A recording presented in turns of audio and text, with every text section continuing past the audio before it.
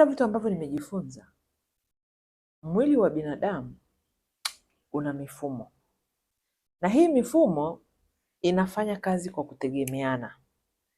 Yaani mfumo mmoja ukiwa ufanyi kazi yake vizuri, kuna mifumo inaweza kuathirika sana. Kwa hiyo ukitaka kuweza kushinda na kuishi maisha ya afya, ni lazima kuelewa ile mifumo ambayo ni key, ile mifumo ambayo ni ufunguo wa afya yako. Nimekuwa nikiongelea kuhusiana na hormone imbalance, menopause, magonjwa ya mfumo wa maisha. Lakini nini tufanye kushinda hizi changamoto za magonjwa ya mfumo wa maisha? Ni kulinda na kutunza ule mfumo mama, siseme ni mfumo mama, sio mfumo baba, mifumo ambayo ni mifumo mikuu inayotusaidia kuwa na afya nzuri. Sasa wewe una mifumo 11. Nikisema mifumo namaanisha systems. Mwili wako unaendeshwa na systems, na hizi system ziko 11. Sasa kwa vile hizi system ni za kitaalamu sana, za kisayansi, kwanza tumesema tuna system 11. System ya kwanza ni mfumo wa ngozi. Mfumo wa ngozi ndio hicho tunachokiona huku nje. Huyu ni mlinzi, huyu ni protector, huyu ndio anayetufunika. Tunasema ngozi ni largest organ. Lakini kwenye huu mfumo wa ngozi kuna beba kucha, tezi zinazohusiana na kusaidia mwili kutoa jasho, kulinda mwili na kusaidia kudhibiti joto la mwili. Kwa hiyo tunapopata hot flashes, tukumbuke pia ngozi inahusika sana, kwa sababu kuna eneo la tezi ambalo linahusika katika mfumo wa ngozi. Lakini tuna mfumo wa mifupa, skeletal system. Mfumo wa mifupa ndio unatusaidia tunaweza kusimama. Mifupa ndio inatusaidia kuwa imara. Bone, cartilage na ligaments zinahusika kwenye mfumo wa skeletal au mifupa. Jamani, Kiswahili na sayansi tunaenda nacho taratibu. Haya, kuna kitu kinaitwa muscular system. Muscular system ni mfumo wa misuli. Huu ni mfumo ambao unawezesha mwili kutembea, mwili kumove, inasaidia mwili. Misuli au mfumo wa muscular ndio unaamua movement, ndio unaamua sisi kuweza kufanya mazoezi, ndio unaamua sisi kuweza kusimama, ndio unaamua sisi kuweza kumove, kutembea. Mfumo wa misuli ni mfumo wa movement. Lakini pia tuna mfumo wa fahamu, tunauita nervous system. Huu mfumo unahusika kwenye masuala ya ubongo, uti wa mgongo, mfumo wa fahamu wenyewe, yani mishipa, na kudhibiti shughuli zote za mfumo wa fahamu, ambao huu mimi naweza nikauita ni mfumo muhimu sana unaoamua uwezo wako wa akili, uwezo wako wa kuchanganua mambo, uwezo wako wa kuoperate, uwezo wako wa kuact na kufanya action. Tutaona. Alafu tuna mfumo wa hormone endocrine system ambao tunauzungumzia sana. Na ujue hii mifumo inategemeana, nimesema pale mwanzo, hii mifumo inategemeana. Usije ukafikiri mfumo mmoja unaweza ukakaa tu wenyewe ukafanya kazi bila huu. Mifumo yote 11 inaingiliana, inategemeana, sio ishu ya kudili na kitu kimoja. Unadili na mifumo yote kuhakikisha na kasa. Ndio maana chakula, ukiangalia vyakula vya asili, havibebi kirutubisho aina moja. Hata siku moja. Vyakula vya asili vinabeba virutubisho aina nyingi, kwa sababu kina save au kinapatia mwili, mifumo yote ya mwili chakula. Utakuta chakula kina vitamin, kina madini, kina nyuzi, kina probiotics, yani kina good bacteria, kwa sababu mifumo yote muhimu inayosaidia mwili wako kuoperate inatakiwa ilishwe. Haya, tuna mfumo wa mzunguko wa damu ambao tunaujua sana, unaitwa cardiovascular system. Huu ndio mzunguko ambao unasaidia mishipa ya damu, mfumo wa moyo kupata oksijeni, virutubisho mwilini, kwa sababu damu ndio inasafirisha chakula kwenye tissue level. Yani damu ndio inasaidia kusafirisha virutubisho kwenye miili yetu. Tukila chakula, damu inasaidia mmeng'enyo, damu inapokea chakula, kile chakula kinaingia kwenye mifumo yote ya mwili. Mfumo wa kinga au lymphatic system. Bwana, niliposoma lymphatic system, connection yake na immune system, niligundua kwamba kuna makosa mengi tunayafanya, ndio maana tunaugua. Muunganiko wa lymphatic system na immune system ni mkubwa kiasi kwamba Kama unakosa choo, reaction ya lymphatic system inasababisha mwili wako unaugua kila mahali. Yaani kuna watu wana constipation. Kwa sababu tu ya constipation wanatengeneza magonjwa mengi sana. Sasa hapa ni muhimu sana kuelewa lymphatic system inahusika na mambo ya tezi, mishipa na mwili unaposafirisha chakula na virutubisho, na hapa ndio masuala ya infection na maambukizi yanaweza kufanywa kazi, kwa sababu pia ni eneo kubwa linalohusika na kinga ya mwili, yani immune system. Lakini tuna mfumo wa upumuaji ambao unajulikana kama respiratory.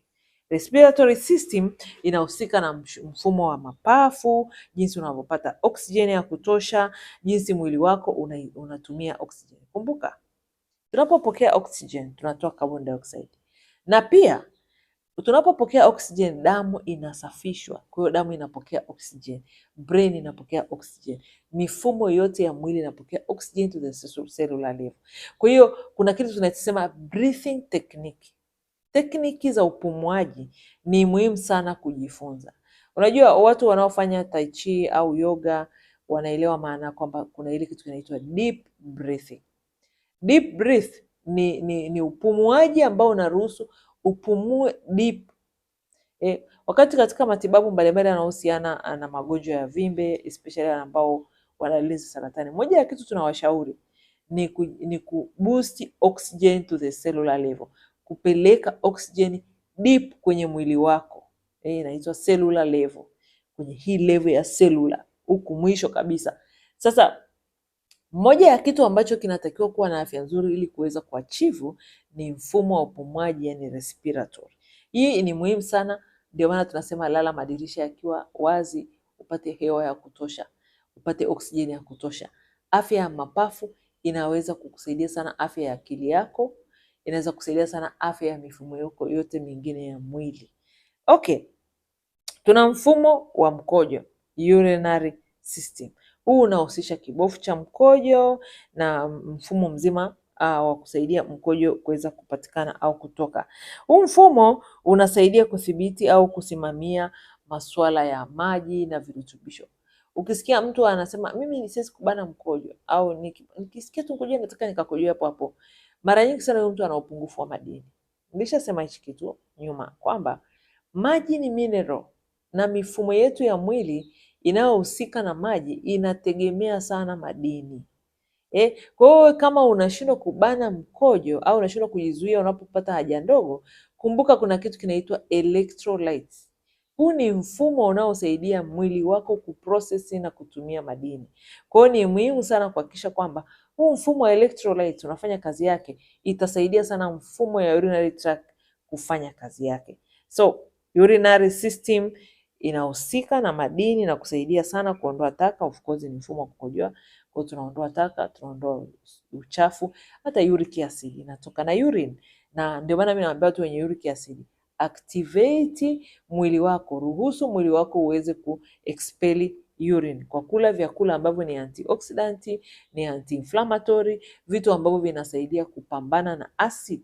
Balance pH ya mwili wako, pata minerals. Tunapozungumzia madini hatuzungumzia aina moja. Sasa hivi kuna trend ya magnesium.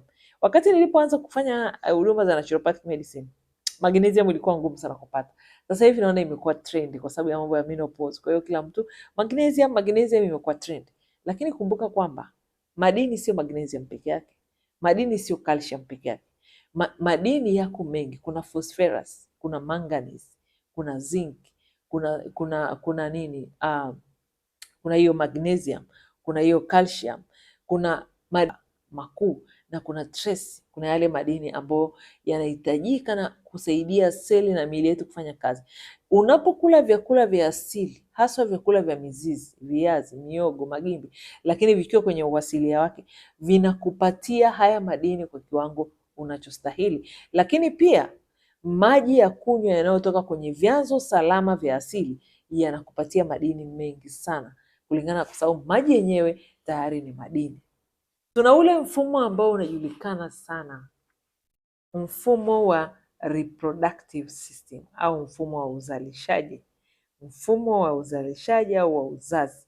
Huu mfumo ndio unaamua mwanamke na mwanaume kuwa active kwenye masuala ya uzazi, lakini pia inahusika katika kuzalisha homoni za uzazi, testosterone, estrogen, progesterone. Mfumo wa uzazi unahusika sana kwenye haya maeneo. Kwa hiyo mfumo wa uzazi unategemea pia sana afya ya mifumo mingine. Sasa hii mifumo, ndugu yangu, inategemeana. Nimezungumzia hii mifumo kwa sababu nimetaka kuelewa. Nilizungumzia ni jana au juzi, nilikuwa live nikawa nazungumzia kuhusu hakikisha unadili na mifumo katika matibabu, sio unadili na kitu kimoja kimoja. Kitu kimoja kimoja ndio kimetufikisha hapa, magonjwa yasiyotibika, magonjwa yasiyoeleweka, kwa sababu tunadili na matokeo, hatuendi deeper in. Kwa nini tumefika hapa? Ngoja nikwambie, ili uwe na ngozi nzuri, ili uwe na afya ya ngozi, lazima uwe na afya kwenye digestive system, mfumo wa mmeng'enyo. Mfumo wa mmeng'enyo unaamua sana afya ya ngozi yako. Mfumo wa mmeng'enyo unaamua sana afya ya akili yako. Mfumo wa mmeng'enyo unaamua afya ya akili yako, afya ya ngozi yako. Mfumo wa mmeng'enyo unakusaidia kupata usingizi. Mfumo wa mmeng'enyo ndio unalisha seli na kusaidia uzalishaji wa bakteria muhimu ambao ni muhimu sana katika kuimarisha na kulinda kinga ya mwili. Ngoja nikusomea hapa. Mfumo wa mmeng'enyo unahusika kutoka mdomoni, tumboni, utumbo wa chakula, utumbo mwembamba, ini na kongosho. Tunasema gut system. Husaidia kuvunjavunja, kufyonza virutubisho. Sasa ukizungumzia ini linahusika pia kwenye endocrine system. Ini linahusika kwenye digestive system. Ini linahusika kwenye respiratory system.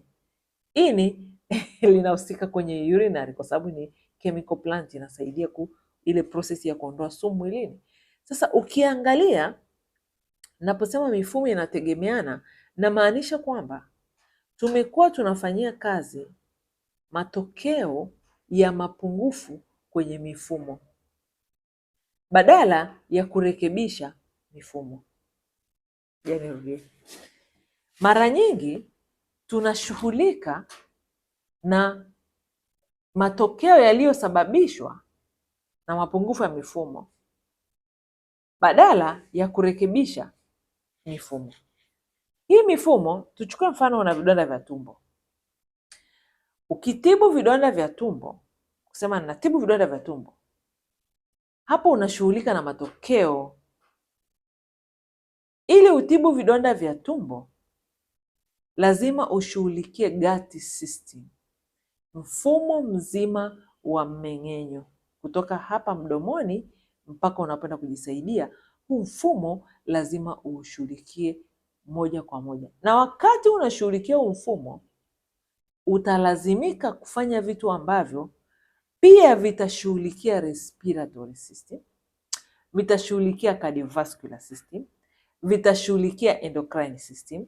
Ili mfumo wa mmeng'enyo au mfumo wa digestive system ufanye kazi yake, lazima hicho unachokifanya ili kurejesha mfumo wako kufanya vizuri kihusike kurekebisha mifumo mingine automatic. Kama naeleweka? Ni hivi, huwezi kurekebisha mfumo wa mmeng'enyo hapo hapo usirekebishe mifumo mingine. Chakula utakachokula, dawa utakayotumia, virutubisho utakavyotumia, vyote vitasaidia kurekebisha mifumo mingine yote. Iko hivi, afya ya mmeng'enyo ikiwa nzuri, ngozi yako itakuwa nzuri, usingizi utapatikana, upumuaji utakuwa mzuri, pressure itabalance, kila kitu kitakaa sawa, processing za mwili zitafanya kazi yake. Huwezi kusema mimi natibu tu tumbo, sina shughuli na respiratory, sina shida na respiratory. Deficiency, mapungufu kwenye eneo moja kwenye mfumo, ni mapungufu ya mwili wote. Naamini mnanielewa. Mungu awabariki. Tuendelee kufuatana. Tuko hapa kuhakikisha elimu inawafikia. Naturopathic Dr. Elizabeth Lema, Cornwall, Tanzania. Asante sana.